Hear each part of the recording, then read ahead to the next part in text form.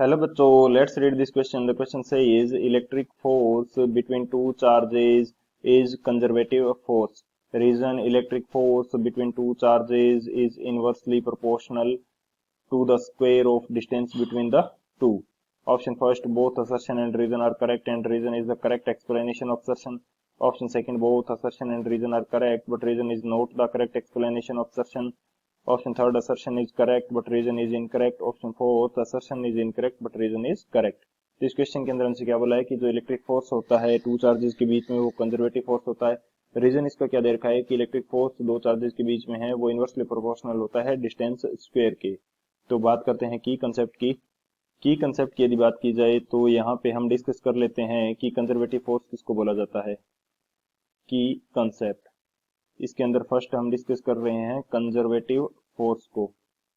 Conservative force conservative force उस force को बोला जाएगा जिस फोर्स के द्वारा जो वर्क डन होगा अलोंग ए क्लोज पाथ वो जीरो मिले.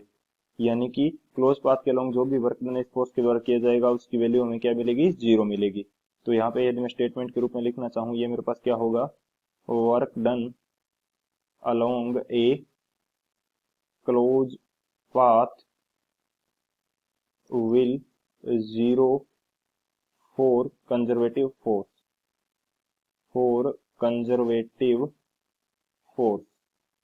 तो एक तो ये हमारा की कंसेप्ट हो जाएगा.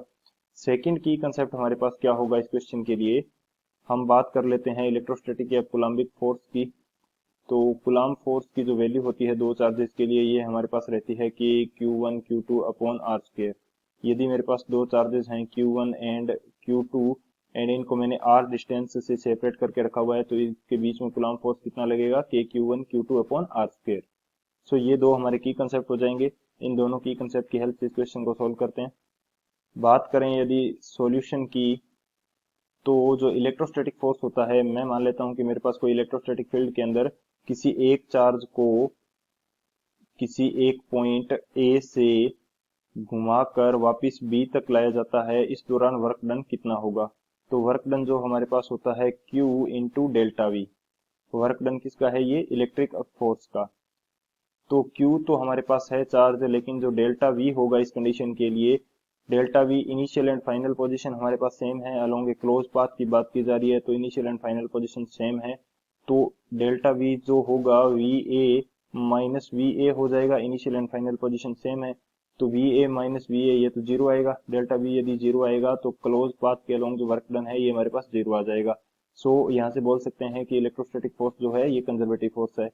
तो असर्शन यहाँ से हमारा करेक्ट हो जाएगा. रीजन हमारे पास क्या दिया है कि जो कूलम्बिक फोर्स है या इलेक्ट्रोस्टैटिक फोर्स है ये डिस्टेंस की स्क्वायर के इनवर्सली प्रोपोर्शनल होता है. तो इस फोर्स की वैल्यू हमारे पास क्या होती है कि Q1 Q2 upon are square.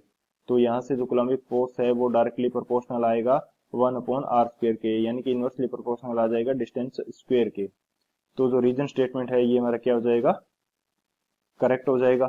Reason भी करेक्ट है, असर्शन भी करेक्ट है, लेकिन ये जो रीजन है ये इस असर्शन के लिए करेक्ट स्टेटमेंट नहीं, सॉरी करेक्ट एक्सप्लेनेशन नहीं है. तो कौन सा ऑप्शन यहाँ से करेक्ट होगा हमारे पास, जो ऑप्शन बी है, both assertion and reason are correct and but reason is not the correct explanation of assertion. So option B is the final answer. I hope you understood it well. Best of luck. Thank you.